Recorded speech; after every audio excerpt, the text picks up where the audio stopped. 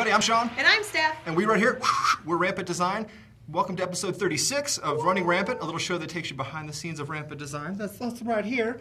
Talks a little bit about what it's like to run a small business, just a little bit. And of course, we take questions from you, our fine furry friends on the interwebs. Final Cut. Steph, what is up this week? Today's episode is all about chargebacks. Boo. Chargebacks. Here comes the boo. All So, dressed in let me boo. say, before we start going into chargebacks and all the fun stuff that goes around it, chargebacks are inevitable. They are going to happen, but they do not define your self-worth. Please know that. Please understand that. People are going to steal. Yes. I don't know why. I don't understand. I don't steal, but Bad people humans. are going to steal. So please Bad human. do not take it as a personal insult to yourself. I don't know what you're talking about. It does not define your self-worth. So there you go. Okay, here's the deal. For whatever reason, when you decide to grow up one day and put on your adult pants and start selling a product, the very first person that's going to get in line is someone who's going to try to figure out how to get that product from you for free. I don't understand. What are you doing? Watch yourself. I don't understand what the philosophy is behind stealing, but you know, everyone I've ever talked to who's got a retail store, they deal with theft. Wow.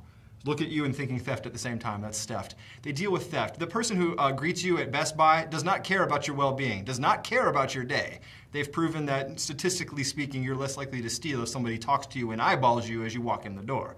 So when they catch you in that goofy mid thing on your phone, like, oh, yeah, thanks, it's great. Have a great day to you too, or whatever you ever say, they're actually, you know, psychologically messing with your head, stopping you, letting you know that someone has seen and identified you, right? It's all about, they're LP, that's loss prevention. I don't care what you call it, loss prevention, chargebacks. So anyway, when you're a digital store, you can't walk in and rob the place, but you can steal, and it happens all the time. It happens to us, and you know what? It sucks and it hurts. So we're gonna talk to you, the other small business owners, about if you haven't received a chargeback, just wait, it's so much fun. If you have, we can kind of commiserate and it's just like wallow in our anger about it. But I don't handle this side of the business, because if I did, it would just me and a bat. I'd write your name on my bat and I'd smack you. I can't do that. So Final Cut, Steph, why don't you tell her the process, why don't you tell everybody the process about chargebacks? So if you have a chargeback, and if you file a chargeback, this is what happens. It is not a victimless crime, as most people think. There are a lot of things that happen. So let's go at it as the customer first. So the customer gets their credit card bill and they see that there's a charge on there. They've never seen it before. They call their credit card company and then they say, this is not mine. So the credit card company automatically refunds that to the customer and then contacts the company's payment gateway, whatever that happens to be. If it's PayPal or Stripe or whatever you use, it could be through your bank or whatever. They contact them and say, give me back my money. So you're like, wait a second. So in our case, we have time to respond to that and say, this was a legitimate sale. This it was an illegitimate sale. But at the same time, they've taken the money away at that point. Yeah, that money's gone. That money's now held in another account. They've taken it from your bank. Okay, so your customer or somebody has your product, and you don't have the money. Okay, correct. So go on. So then once you file your paperwork and say, yes, this is what happened, this person actually bought, here's their IP address, here's their address, here's their phone number, all of this stuff looks legit. Then it goes to your payment place, wherever that is, again, PayPal, Stripe, bank, whatever, and then they make a judgment on that based on what the evidence that you've given. And if you are found that you don't have any control over it and it really is an illegitimate purchase, then you get charged a fee. The fee changes. The fee is a percentage of what the actual amount was. So if somebody steals a $5,000 product, our fee is a lot larger than somebody who stole a $29 product. So it's that part for us as a business owner is not victimless, and we don't have any control over it. It is what it is. So it's frustrating, but that's that's our part. And then I have to ban that user, ban that account, and I have to go through the whole back end. So I'm stopping what I'm doing. With the regular business stuff, again, there's that whole list again going out, and you just add to the list and take care of the chargeback. And I don't know, it's frustrating and it's a lot of work. And if you have a chargeback and you want to contact the company on your chargeback, they can give you a refund. They can. They may not always, but I always recommend to people before you do a chargeback through your credit card company, do a Google search, find that company, call them up. If they don't have a number, then chargeback. fine. But if they have a number, call them and ask them for a refund, because it doesn't cost them anything to refund money, but it does cost them money to file the chargeback back. So it's frustrating. Yeah, and some people do this maliciously. There's the other side of the world, the people who go to a restaurant just trying to get a free meal. Yep. There's that side of the place too, where people will say, oh, it doesn't work as advertised. Chargeback. Now see, PayPal is super guilty of this. They have a big, beautiful button. You don't know what it does. All it does is magically give you your money back. That's all you care about, right? Well, on the flip side, the people on the other side of the wall are getting just backhanded. You know, screw you and your money, you know? So it's not cool that PayPal did it. I get why they did it, you know, but it's not cool because people don't know what they're doing. They don't research what happens when I hit this button. They don't care. They just want to get their money back. Yeah. So when you do that, instead of going through the proper channels and contacting the company or asking, you know, we have people who legitimately don't understand how to use the tools, and instead of taking a deep breath and writing an email or figuring it out, they'll just blast us saying something stupid like, fail, scam, this is such a scam. It's not a scam. I got a 45-minute tutorial on the thing. You think I faked that? 45 minutes of like 25 examples of how to use this? I mean, that's dedication right there. No, the thing is you're doing something wrong. It's always a minute detail. Take a deep breath. But these people usually rage quit and go straight to PayPal and like, screw you. But we've had these people write us and try to bully us saying, I'm going to file a chargeback unless you ... Look.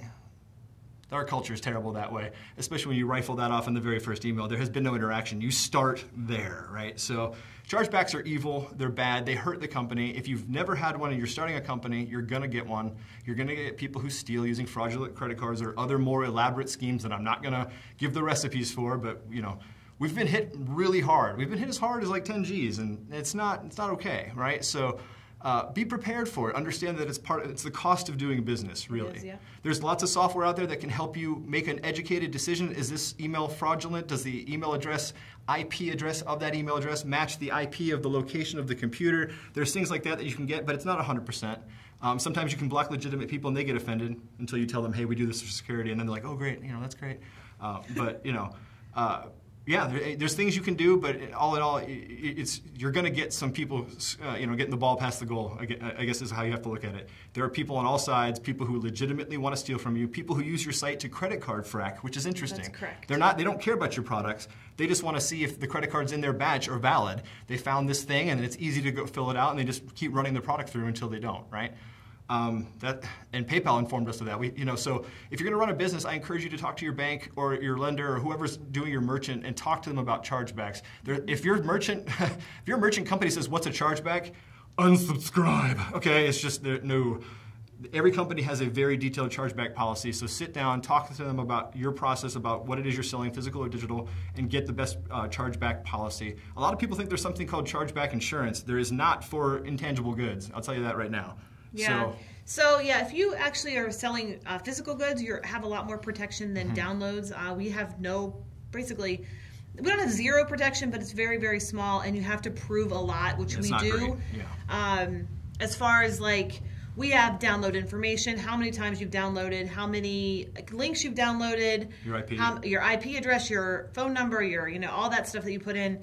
So we have a lot of stuff behind the scenes that you don't actually go into your shopping checkout experience, so we use all that for... Yeah. Side note, don't call Final Cut Steph and say I haven't downloaded anything, because she knows when you're lying. She might not call you out on it, but she might look at the screen and then point at me and go, you know what I'm saying? So just be honest. We have a lot of information that we can see on the back end. Yeah. So yeah, it's very difficult to win a downloadable intangible good purchase. We've won, but we're no prize fighter. We've definitely lost more than we've won. It's hard. It's really difficult because you can't prove that person got it. Now, if you have a physical good, send every single thing with a tracking number. Even if you're doing it through the post office, spend that $2, get a tracking number so that you can prove that it was actually delivered. Because if you have that proof, no matter what, and we use PayPal, I only know this for PayPal, I don't know this any other merchant, if you have a tracking number and it was delivered, you automatically win that case no matter what. So that's really important to always know. Yeah. So, have you received a chargeback? How do you handle chargebacks? Let us know. Me personally, I hate being stolen from. It's just a thing. It's my hard work. Stephanie's hard work. This is 7 days a week. I'm not fronting. I've been doing this video thing forever, since back in the day when you had to do it optically versus digitally. So, this really kind of hurts that people steal from this. We've found like pirate sites and threads on big forums talking about offering bounties for our products. That's wonderful, but dang, 4K free gets you a couple 100 effects for free, and if you really needed something for your school or for your whatever, we work out deals all the time, but stealing from us kind of sucks. So, but we're not the only ones, so if you've ever been stolen from, or you think you've been stolen from, or you're worried that you're going to be stolen from, leave a comment in the section. Let's talk. Yeah. Let's hear what you got to say. And remember, it does not define your self-worth. Easier said than done. You've got to keep telling yourself that it's not who you are, it is just people. Look, we've had some people who are brazen, who have stolen from us. They've stolen from us, and then they taunt us and they write things. We've had competitors steal from us and write brazen messages. It's hard to not take that personally. But it's not personal. It's not. Just keep telling yourself that, and you will get through it, and then you'll be ready for the next one, because there's going to be another one down the road. I'll tell you this, the 30th chargeback sucks a way lot less than the first one. Yeah, that's true. Although the 90th may make me snap and go into a bell tower, but that's for a whole nother episode. Ooh.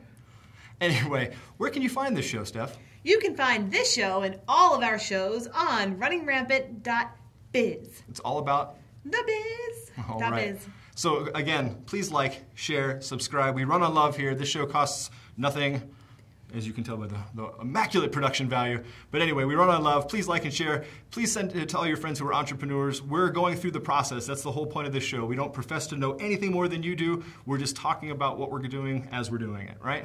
All right, so we got nothing but love for all of y'all. Thank you so much, and we'll catch you all later. Bye!